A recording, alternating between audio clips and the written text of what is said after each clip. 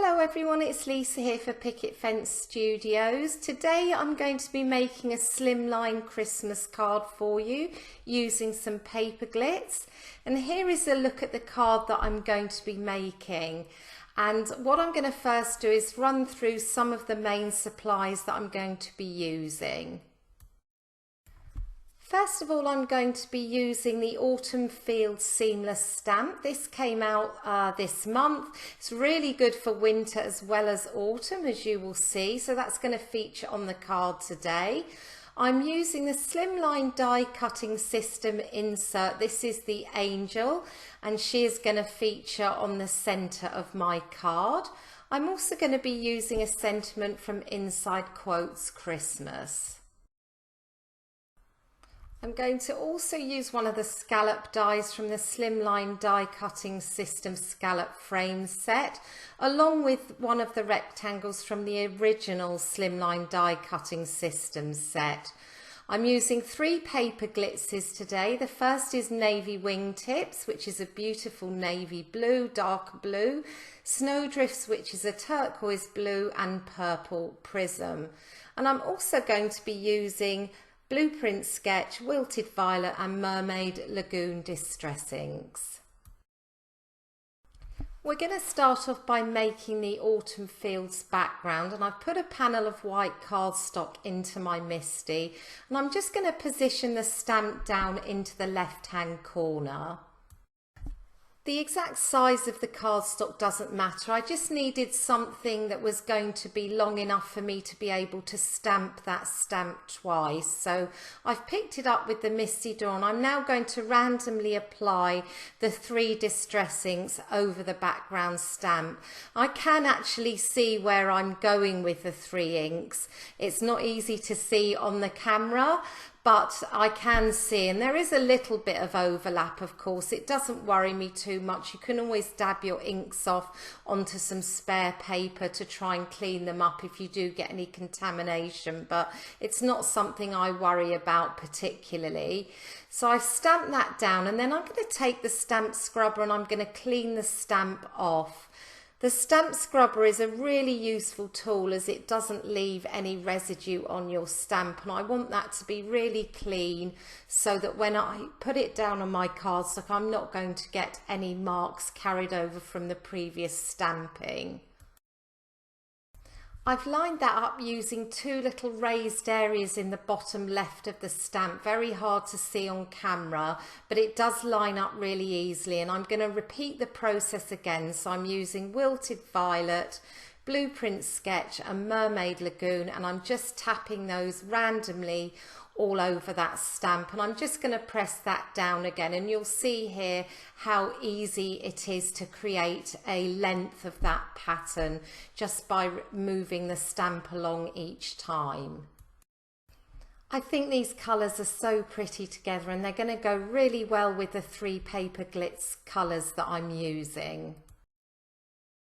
We're going to move on now to do the paper glitz part of the card. So I'm going to start by removing all the lids from the pots, and I'm going to make sure that all the glitter and the mica in each pot is really well mixed in. When you first open your pot of paper glitz, you will find that the glitter and the mica has settled to the bottom, and it's the same if you haven't used that colour for a while as well, so make sure that you really mix it in well. I'm cleaning my spatula off in between each pot so that I'm not mixing the colours in any way. I am going quite slowly here so I don't get any air bubbles in my glitz, but I did speed this up a little bit for the purposes of the film, otherwise you'd be watching this for a good couple of minutes, but I wanted to make sure they were all mixed in properly. I've got a small panel of white cardstock here. This is £110 Nina Solar White Classic Crest, and I'm just going to apply each of those colours over the cardstock. Again, I'm going to do this randomly. There's no rhyme or reason to how I'm putting this on. And the reason that I've got such a small piece of cardstock, I could have done a whole A2 panel and saved some of it for another time, but I really wanted to make sure that I had a good mix of all three colours within that small section, as that is what is going to be behind the angel in the final card. And if I'd have done a larger piece of cardstock, I may not have had such a good mix or the exact kind of balance of colours that I wanted to have on the card. I'm continuing to add the three different colours here. As you can see, I did the purple in both corners, some blue across the middle, and now I'm going to add this lighter blue, this is Snowdrifts, onto the remaining white sections. And I do want to make sure that I don't have any white showing through, so I am applying this not really thickly. It still doesn't take that long to dry, but I really don't want any of the white showing through. I want to look as if it's a kind of even coverage across the white panel. And you can see I'm overlapping the colours as I go, so I'm making sure to clean my spatula off, and I'm going to go over it now and just smooth it out a little bit. And you'll see that as I do that, I do actually pick some of the glitz up by accident, and so I just go over those and I cover them up again with another light layer just so that I don't see any white, and then I'm going to set that aside to dry. Here I'm adding a little bit more of the navy wingtips, as I felt that I'd lost some when I was smoothing it out. We're going to move on to some other elements of the card. First of all, I'm going to cut a white panel using the smaller of the scallop rectangles from the Scallop frame set, and a piece of aqua cardstock using the smaller of the rectangles from the slimline die cutting system. So I'm just going to tape those dies down and run those both through my die cutting machine. And you can see here how nicely those two rectangles stack together.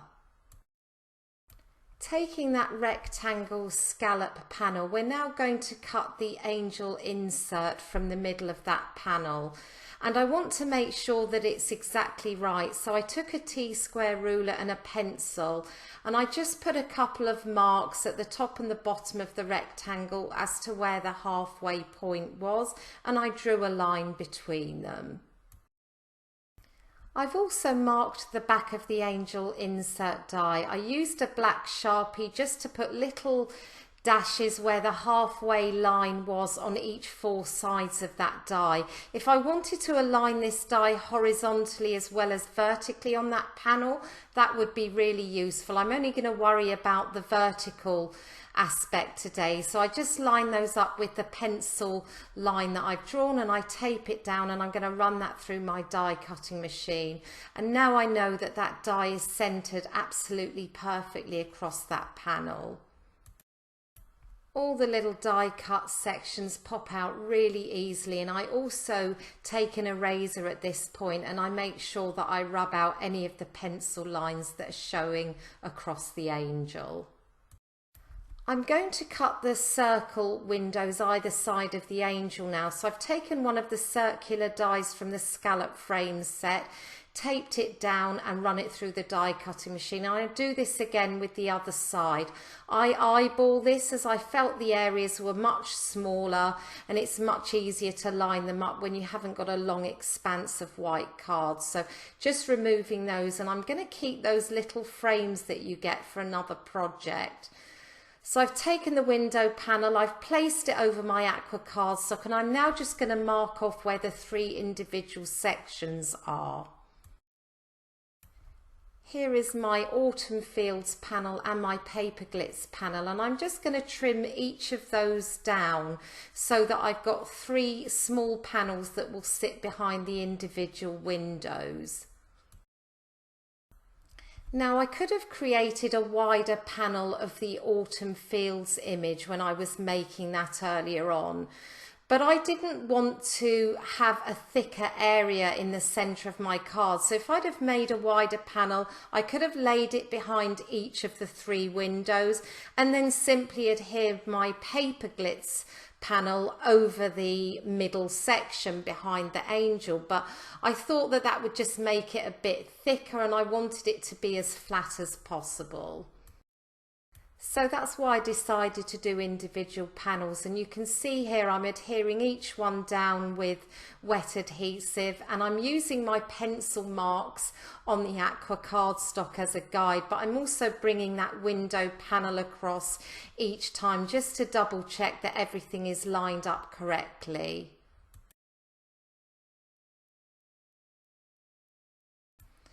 I've added lots of foam tape onto the back of the window panel just so there's a little bit of dimension on the card. I'm going to remove the backing papers now and I'm going to press that firmly down over the other panel. I'm now going to create my base card. I've taken some Nina Solar White Classic Crest 110 pound cardstock. This is 8.5 by 7 inches. I've scored it down the middle and I'm just going to reinforce that score line using my bone folder. I've added some glue onto the back of the aqua panel and I'm now going to press that down onto the note card. I find it much easier to do this with the note card open as it's a much flatter surface. We're going to move on to our greeting now. I've taken one of the greetings from Inside Quotes Christmas and I've put some black cardstock into my Misty. So I'm just laying that stamp down. I'm going to pick it up with the door of the Misty, and before I stamp it down I'm just going to treat my cardstock with an anti-static powder bag. I'm adding some Versamark ink onto the stamp before I press that down. As Versamark ink is a sticky ink, that's going to allow me to heat emboss my sentiment. So I'm taking some white detail embossing powder and I'm just applying that over the top of the stamped sentiment. I'm using a dry brush just to clear off any flecks that I can see before I go ahead and heat set that. After many years of card making, I still enjoy heat embossing. There's nothing quite like the magic of watching that powder melt. So I go ahead and I heat set that sentiment and then I trim it out and I'm adding some foam tape onto the back and I'm just going to pop that up over the center portion of the card.